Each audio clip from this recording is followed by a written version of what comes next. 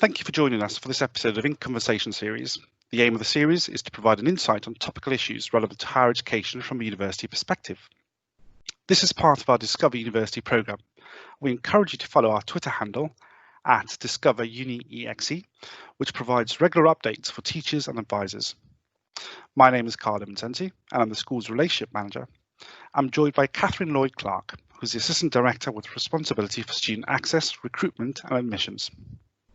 Each session will aim to focus on a different theme, and this week we're going to be looking at the IB results coming up in the next few days. So hi Catherine, thank you very much for joining us today. The first question I have is in relation to the results themselves. So IB results are released on the 7th of July. What happens next from the university point of view? Well, hi, Carl. And first of all, I'd just like to say how much the University of Exeter really welcomes international baccalaureate applications.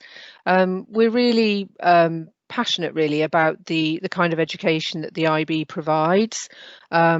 We really value the IB students that come into our student community who are so well prepared by the qualification in terms of thinking skills and independent learning skills. So we're really excited about IB confirmation that's coming up from the 7th of July, as you say. And what's going to be happening at that point is that the admissions team at Exeter will be working as fast as they possibly can to deal with the results that we receive, and the majority of those will come to us via UCAS, although some of them might be communicated directly by the individuals or their schools. We will work through them, and we hope that we will be sending our first confirmation decisions in the afternoon of that Tuesday the 7th, and progressively in the days that follow after that. So students will be able to see their decisions as they go up to UCAS on UCAS track.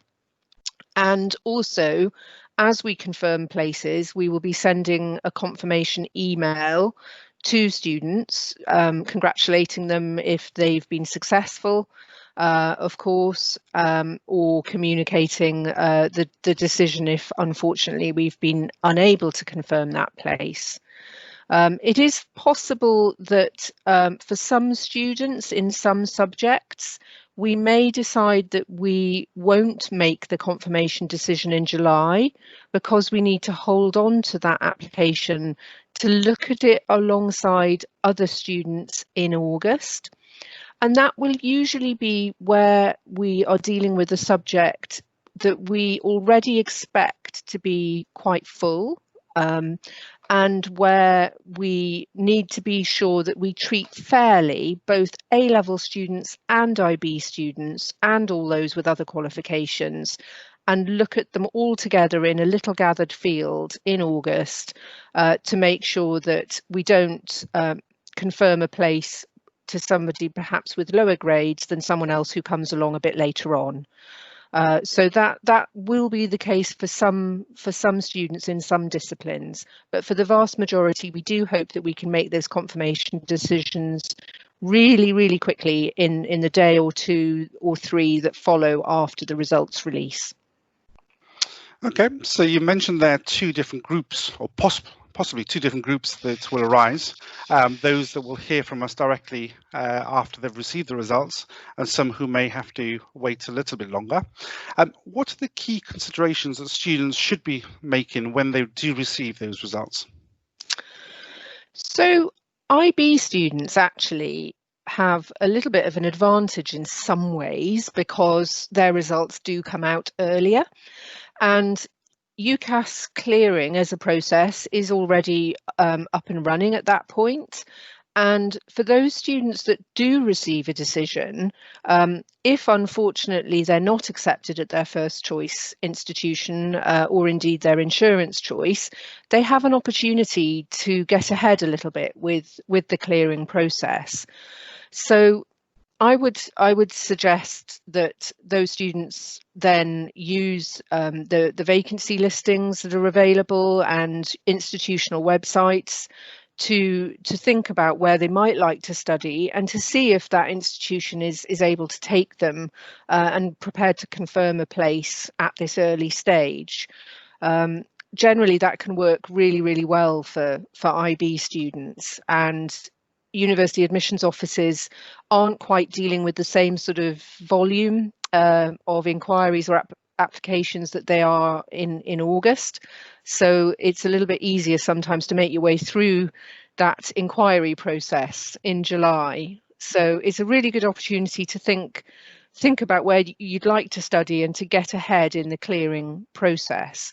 And as with any student, of course, students who are eligible for clearing will be able to see that clearly through the UCAS track process, and there will be full instructions on what to do next on the UCAS website. So the main piece of advice there is certainly to reach out to institutions as soon as they get the results and have some thoughts about future steps, I guess. Definitely. I mean, that's certainly a little bit harder for students who may be on hold and are not given a clear confirmation decision at that stage.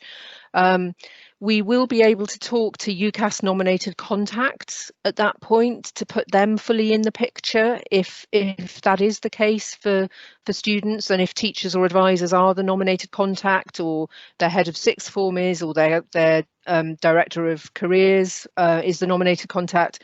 We're happy to have individual conversations at that point to explain what the context is, why the application is being held, possibly a little bit of guidance on, the chances we think of being able to confirm that place or not. So we're happy to have those conversations if schools and colleges do want to reach out to us and they are the nominated contact. Obviously, we can't talk more broadly, except in general terms, about the specifics of an individual case, except to the applicant or the nominated contact. But definitely some forward planning and using university websites to look at vacancies if necessary, or to think about any other changes the applicant might want to make in terms of considering another institution at that point. And for those who are put on hold, so students whose places aren't confirmed in July, what's the process for them come the early weeks in August? So those applicants will be considered again in the same round as the main release of A-level, BTEC and other results that come in August.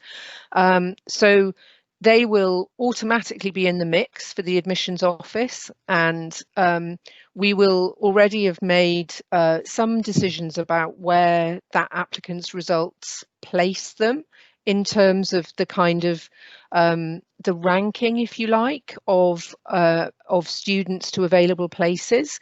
We will know ahead of A-level results day, how many places have been automatically filled by A-level students who've got their grades, and how many places we still have available for those people with all qualification types who may not have quite met all of their conditions.